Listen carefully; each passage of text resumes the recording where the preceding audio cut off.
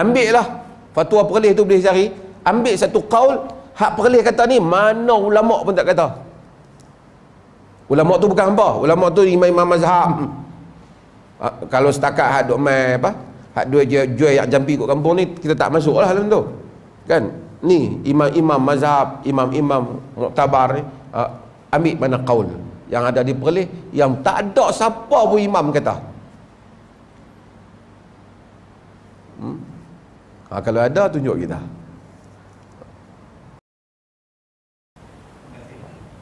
Okey.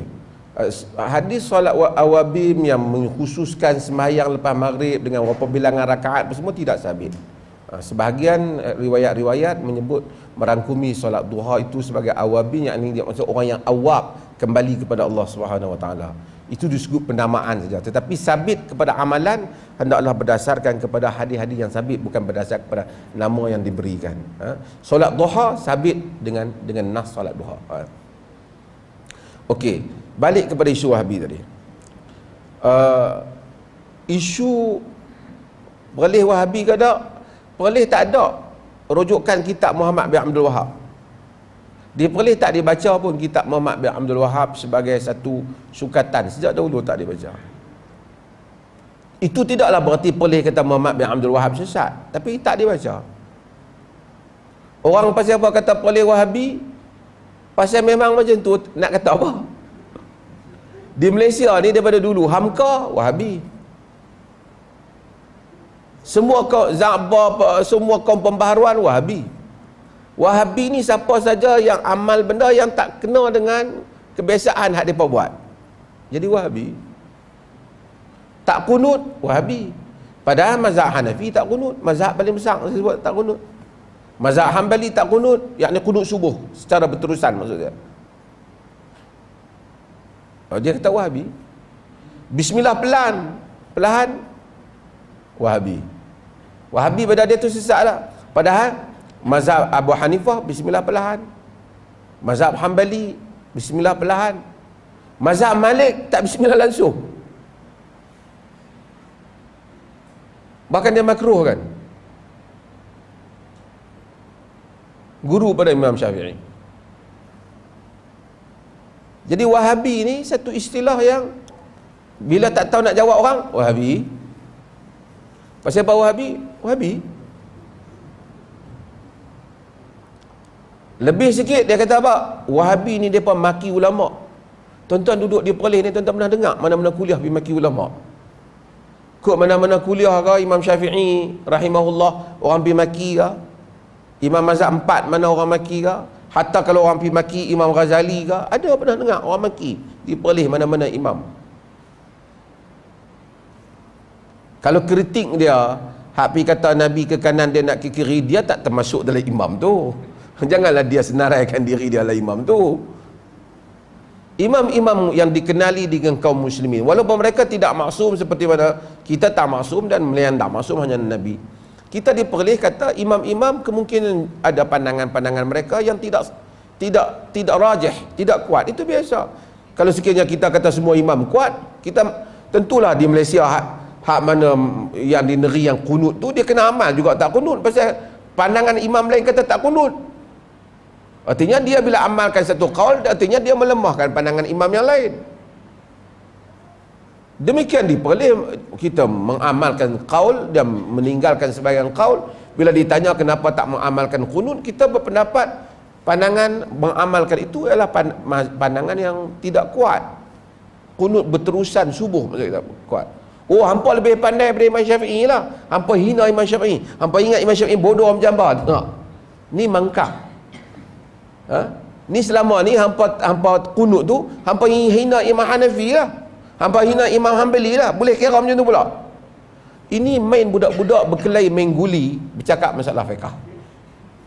Budak-budak main guli bercakap masalah fiqah. Ini masalah fiqh. Bila orang tak amalkan qaul tu, bukan dia hina imam tu. Kemudian dia hasut. Tengok pok-pok ni dia hina. Dia kata Imam Syafi'i kafir belaka. Siapa dia pernah kafir kan? Dia create cerita ni.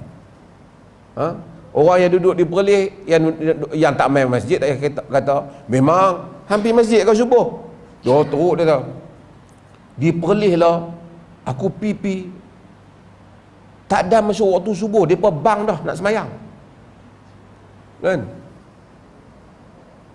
Dia baru mai ataupun sebelum ni tak nak semayang subuh. Diperlih.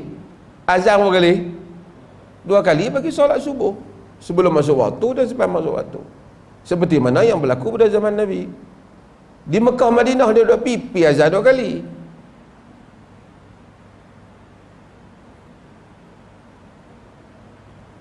Dalam mazhab Syafi'i ada qaul ni juga. Cuba diamalkan ataupun tak diamalkan. Semua yang pakai create diperlih, dia kata Tuhan macam dengan manusia, tangan, kaki semua ada. Tuan-tuan pernah dengar benda tu? Hak yang kata dia tak ada apa. Samma'una lil kadhibi samma'una liqaumin akharin lam ya'tuk. Mendengar cerita-cerita bohong, dusta, dan mendengar kepada kaum yang tidak pernah, kaum lain yang tidak pernah menghadiri, mendengar apa yang kita beritahu. Ada puak-puak tu, anak-anak buah dia tak tahu pun, oi teruk dahsyat. Orang Melayu macam tu kadang-kadang kan. Dia kata kita tengok orang accident kat simpang punya teruk. Luka kaki habis. Sampai kat punya teruk, dia kata. Kaki dekat nak putus. Sampai ujung sana, paha daripada ke bawah putus dia. Sampai kat dah hancur pinggang ke bawah. Sampai kat ujung kampung mati. Dia punya tokok tambah cerita. Kami nak pi Langkawi, singgah kat Masjid Perlis. Kunut tu imam tak baca. Mana ada dalam dunia Islam semua orang kunut, depa tak kunut. Kawan nak cerita tu dia pernah pergi Langkawi ya, Mekah Madinah tak Nabi. Kalau dia pergi Mekah Madinah dia tak kata yang tu. Mai cerita kawan dia cerita apa? Dia kawan aku pergi Perlis, subuh pun dia tak mayang.